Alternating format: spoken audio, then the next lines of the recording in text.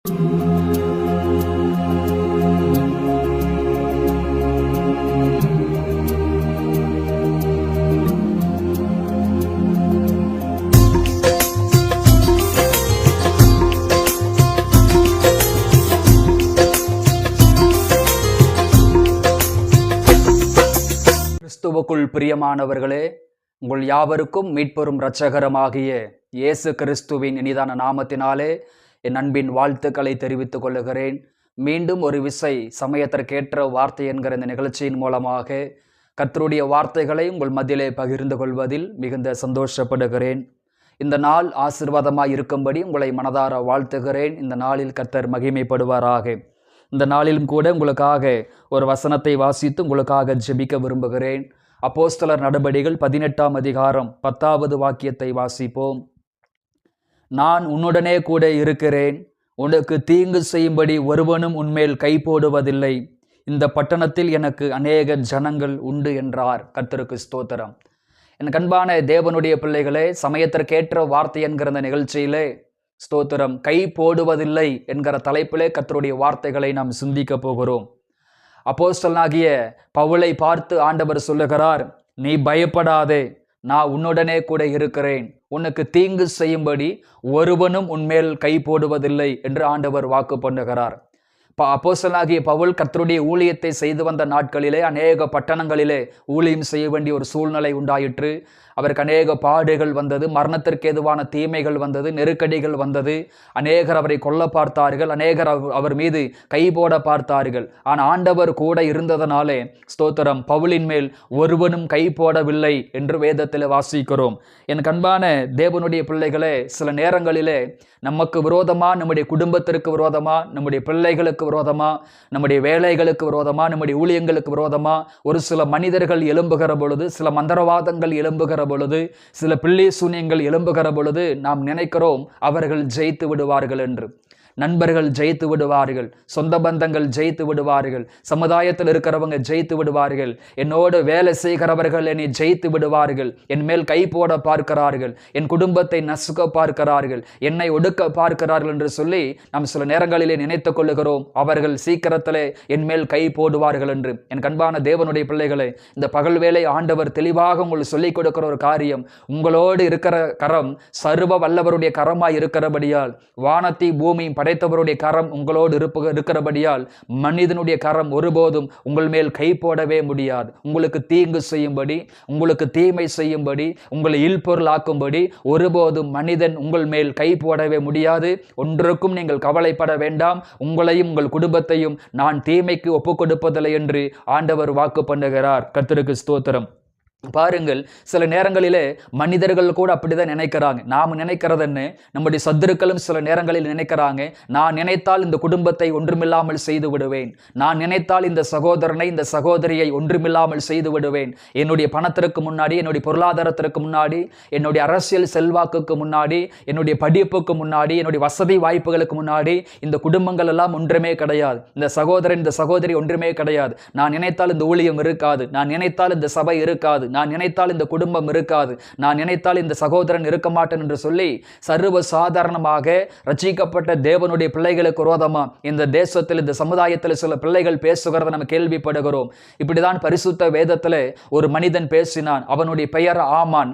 இந்த ஆமான் என்கிற மனிதன் மொர்தெகாயை குறித்து பேசுகிறவள் எஸ்தர் 3ஆம் அதிகாரம் 6வது வாக்கியத்தில், மொர்தெகாயின் மேல் கை போடுவது அவனுக்கு அரிதாய் தோன்றியது, அரிதாய் தோன்றினது, அவனுக்கு கை போடுவது அற்பகாரி கண்டது என்று வேதத்தில் வாசிக்கிறோம். அப்ப ஆமானுடைய நினைப்பு என்னவென்று சொன்னால், நான் ராஜாவுக்கு அடுத்த ஸ்தானத்தில் இருக்கிறேன், எந்த நேரத்திலும் ராஜாவை சந்திக்கிற அந்த ஸ்தானத்தில் இருக்கிறேன், இவனோ முற்றத்தில் ஒரு காவலாளியாய் இருக்கிறான், இவன் என்னால் என்ன செய்து விட முடியும், நான் நினைத்தால் ஒரே நிமிஷத்தில் இந்த மொர்தெகாயை ஒன்றுமில்லாமல் இல்பொருளாக்கி விடுவேன், யோதர்களை ஒன்றுமில்லாமல் செய்து விடுவேன் என்று சொல்லி அந்த மொர்தெகாயின் மேலும், அந்த மொர்தெகாய் பிறந்த யோத குலத்தின் மேலும் கை போடுவது ஆமானுக்கு அற்பமாய் கண்டது என்று வேதத்தில் வாசிக்கிறோம். கை போடுவது அவனுக்கு அவனுக்கு அற்பமாய் கண்டது என்று வேதத்தில் வாசிக்கிறோம். நடந்த போன காரியம் என்ன?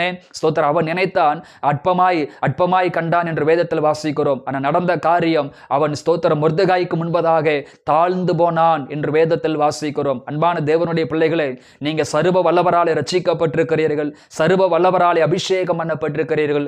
நீங்களும் உங்கள் குடும்பத்தாரும் ஆண்டவரை அறிந்திருக்கிறபடியால் ஒருபோதும் ஆமானை போல ஸ்தோத்திரம் தீமையான எண்ணமுடையவர்கள், பழி வாங்குகிறவர்கள், பொறாமையுள்ளவர்கள், எரிச்சல் உள்ளவர்கள் எத்தனை பேர் உங்கள் மேல் கை போட நினைத்தாலும் ஸ்தோத்திரம் ஆமானை போல தாழ்ந்து போவார்களை தவிர ஒருபோதும் உங்களுக்கு தீங்கு செய்யும்படி அவர்கள் கை போடுவதற்கு ஆண்டவர் அனுமதிக்கவே மாட்டார். அப்ப யாரெல்லாம் உங்கள் மேல் கை போட நினைக்கிறார்களோ, உங்கள் குடும்பத்தின் மேல் கை போட நினைக்கிறார்களோ, அவர்கள் உங்களுக்கு முன்பதாக இந்த பகல் வேளை முதற்கொண்டு தாழ்ந்து போவது நிச்சயம். இதைத்தான் பவுலுக்கு வாக்கு பண்ணுகிறார், ஒருவனும் உன்மேல் கை போடுவதில்லை. இரண்டாவதாக ஆதியாகமம் 12ஆம் அதிகாரம் 13 முதல் 20 வரை வாசித்து பார்க்கும் பொழுது, ஆபிரகாமுடைய மனைவி சாராள் மீது ஸ்தோத்திரம் அன்றைக்கு தேசத்தின் ராஜாவாய் இருந்த பார்வோன் கைபோட வகை தேடுகிறான். அவள் அழகுள்ளவளாய் இருந்தபடியாலும் ஸ்தோத்திரம் ஆபிரகாமை அவள் சகோதரன் என்று அழைத்தபடியாலும் அவள் மீது கை போட அவன் எத்தனித்தான். அப்பொழுது ஸ்தோத்திரம் அந்த குடும்பத்தை, பார்வோனுடைய குடும்பத்தை, பார்வோன் வீட்டில் இருக்கிற அத்தனை நபர்களையும் மகா வாதைகளால் வாதித்தார் என்று வேதத்திலே வாசிக்கிறோம். அதாவது சாராளுக்கு தீங்கு செய்யும்படி, சாராள் மீது கை போடும்படி மனதைக்குள் சிந்தித்தான், மனதுக்குள்ளே சிந்தித்தான். ஸ்தோத்திரம், அவளை கை போடும்படி மனதுக்குள்ளே சிந்தித்தான். அது வெளி உலகத்திற்கு யாருக்கும் தெரியாது. நடந்த காரியம், எப்போ சாராள் மேல் கை போட அவன் நினைத்தானோ அப்பவே அவனையும் அவன் குடும்பங்களையும் மகா வாதைகளால் வாதித்தார் என்று வேதத்தில் வாசிக்கிறோம். கர்த்தர் யுத்தம் செய்கிற தேவனாய் இருக்கிறார். பழி வாங்குவதும் பதில் செய்வதும் அவருக்கு உரியதாய் இருக்கிறது. அப்ப பாருங்க, சாராள் மீது கை போட நினைத்த பொழுது மகா வாதைகளால் அந்த குடும்பங்களை கர்த்தர் வாதித்தார் என்று வேதத்தில் வாசிக்கிறோம். எனக்கு அன்பான தேவ பிள்ளைகளை, உங்களுக்கு விரோதமா, உங்கள் குடும்பங்கள், உங்கள் பிள்ளைகளுக்கு விரோதமா எத்தனை பேர் கை போட நினைத்தாலும் நிச்சயமா கர்த்தர் அனுமதிக்க மாட்டார்கள். நிச்சயமா ஆண்டவர் அனுமதிக்கவே மாட்டார். அதற்குண்டான ஸ்தோத்திரம் பனிஷ்மெண்ட், அதற்குண்டான சில தண்டனைகளை சத்துருக்கள் நிச்சயமாகவே அனுபவிப்பார்கள். மூன்றாவது சொல்லுகிறது, ஆதியாகமம் 20ஆம் அதிகாரம் 17-18 வசனங்களை வாசித்து பார்க்கும் பொழுது, மீண்டும் ஒரு விசை சாராள் மீது கை போடுவதற்கு அபிமெலேக்கு வகை தேடினான். மனதிலே அவன் சிந்தித்தான். அப்பொழுது ஆண்டவர் சொன்னார், சாராளி நிமித்தம் நீ செத்தாய் என்று சொன்னார், எச்சரித்தார். நீ தவறு செய்கிறாய் என்று எச்சரித்த பொழுது அந்த இடத்துல அவர் நடந்த ஒரு காரியம் என்னவென்று சொன்னால், அவருடைய மனைவி, அபிமெலேக்குடைய மனைவி, அவங்க வீட்டில் இருக்கிற வேலைக்காரிகள் எல்லாருடைய கர்ப்பங்களையும் தேவன் அடைத்து போட்டார் என்று வேதத்திலே வாசிக்கிறோம். அப்போ ஒரு தேவ பிள்ளைக்கு விரோதமா, ரட்சிக்கப்பட்ட அபிஷேகம் பண்ணப்பட்ட ஒரு தேவ பிள்ளைக்கு விரோதமா ஒருவன் எழும்பின பொழுது அவங்க வீட்டாருடைய கர்ப்பங்களை எல்லாம் தேவன் அடைத்து போட்டார். ஆபிரகாம் ஜெபித்த பிற்பாடு ஸ்தோத்திரம் அந்த தடைகளை கர்த்தர் மாற்றினார். எனக்கு அன்பானவர்களே, யாரெல்லாம் உங்கள் மேல் கை போட நினைக்கிறார்களோ, யாரெல்லாம் உங்களை விரோதிக்கிறார்களோ, யாரெல்லாம் உங்களை பகைக்கிறார்களோ, யாரெல்லாம் உங்களை தூஷிக்கிறார்களோ, நிச்சயமாகவே அவங்க நன்மைகளை, அவங்க ஆசீர்வாதங்கள் அடைக்கப்படுவதை காண்பீர்கள். ஒரு நாள் நீங்கள் ஜெபம் பண்ணி அவங்களை ஆசீர்வதிக்க போகிறீர்கள். ஒரு நாள் நீங்கள் ஜெபம் பண்ணி அவங்க நன்மைகளுக்கு உண்டான வாசல்களை திறந்து கொடுக்க போகிறீர்கள்.